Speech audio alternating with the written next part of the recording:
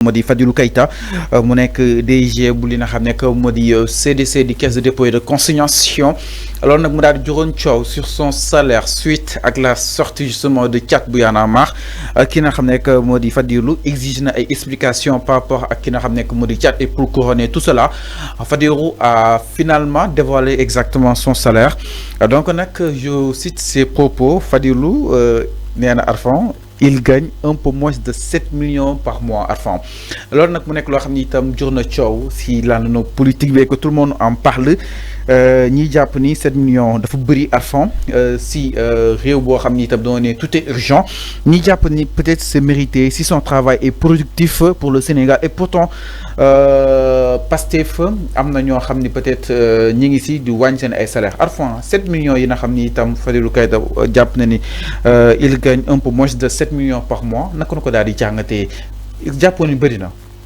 oui bëri na parce que yow 100 000 francs ngay gagné fii. par exemple. moo tax peut-être ku gagné 50 millions 50 000. day ne bëri na. mais lu mu poste bi prévoir. yow ngay gagné fii 1 million. non bàyyi caaxaan alors donc. ok. donc boo gisee mu waxul salaire am.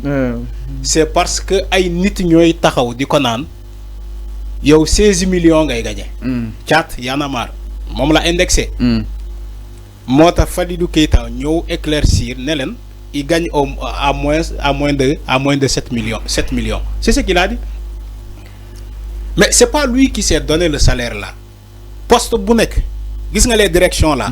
poste bu nekk dafa am salaire bu ñu prévoir ci poste boobu même les postes de PCA là dafa am salaire bu ñu prévoir ci poste boobu toutefois bu ñu la ko tàkkalee rek désormais salaire boobu lañ lay fay ba keroog ngay wàcc nga abal keneen loolu mu am Fadilou Keita bu mu ñëwee CDC du moom moo ne état du Sénégal fay leen ma 7 millions te ba léegi waxul 7 millions il dit il gagne moins plus de moins à peu près 7 millions yooyu. loolu la wax c'est pas défini. voilà donc du Fadilou Keita moo ñëw taxaw ne Sénégal état Sénégal fay leen ma 7 millions déedéet. dafa fekkoon. dafa fay fekk. dafa fekk loolu mu ëppoon 7. voilà dafa fekk mu ëppoon 7 millions. mu ñëw accepter wàññi ko moom au moins il a accepté de réduire ce salaire là.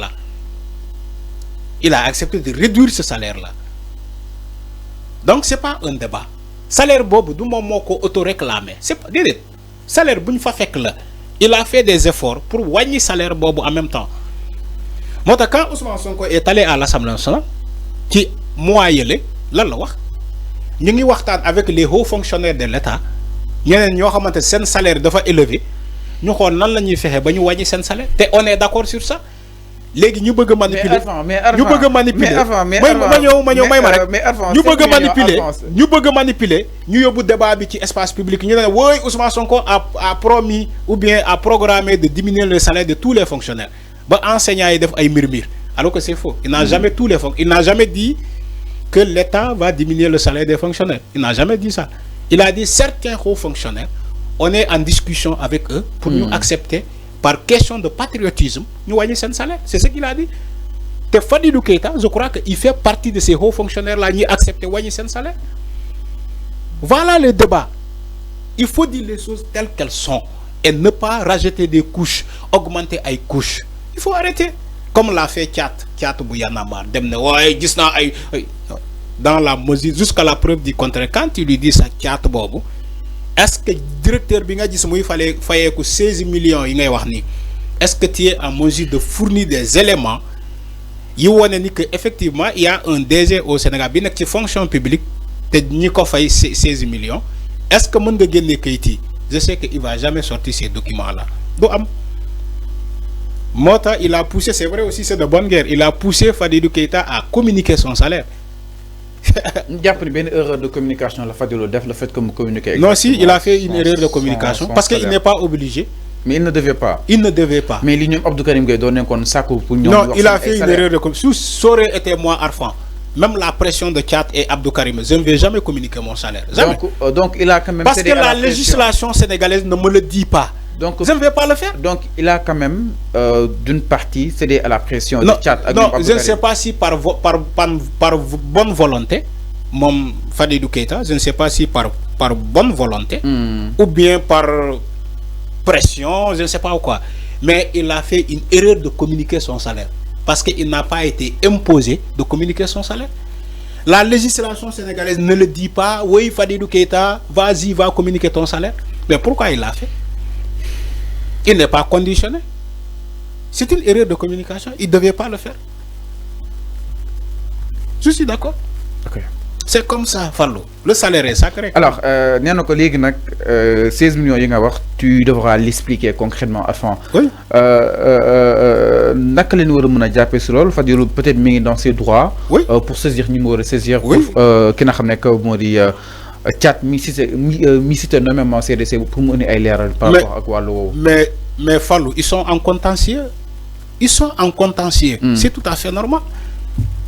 Si Fadilou Keita et Tchat Bouyanama, ils sont en contentieux, mais Danidem Fumbakhane donné ben, il lui dit voilà, explique-moi, ou bien fais-moi, parviens-moi ces documents qui, fais-moi les documents qui attestent que man Fadilou Keita m'a effacé 16 millions, ou bien fais-nous ressortir des documents qui atteste que DG tel ak DG tel ñu ngi fayé ko 16 millions. C'est un contentieux bu ñu mëna régler ci kanam yoon bu féké ki les deux parties mënuñu céder. Gis nañ aussi Dambo di répondre vif à Karim Xurum Xaq par rapport ak walu wo nonu. Dambo japp na ni ki nga xamné que modi Karim position musta changer par rapport ak walu wo nonu. Alors mais ñom dañu bëgg bindon len sax direction bi yëngu ci walu salaire pour ñu dévoiler exactement salaire DG da nga japp ni amna lo xamni c'est un peu confidentiel mérité pour gagner dans l'espace public salaire DG Macky Sall est-ce que donné ko communiquer avant Fallo xama tubab lu muy né paradoxe le paradoxe xama tubab lu muy né paradoxe OK mom la ñom Abdou Karim Gueye di réclamer ni Xurum Xaq ils savent que du mësa am la direction générale des salaires ne va jamais communiquer ses salaires. Tu sais pourquoi? C'est pas le Conseil constitutionnel qui demande. Le Conseil constitutionnel ne demande pas à la direction générale des salaires de communiquer le salaire des agents. Mais pourquoi cette direction-là va communiquer les salaires? Mais pour nous, non. C'est pas comme ça. Un État ne fonctionne pas comme ça. Ok. Je fais allusion à... C'est pas toi. C'est mon langage. Alors, ils ne connaissent pas le fonctionnement de l'État. L'État donne les fonctionnaires. On demande à la direction générale des salaires de nous communiquer le salaire des directeurs. C'est pas... Non, aussi binde mën nga bind. Da ngay bind ñu réceptionner ce courrier.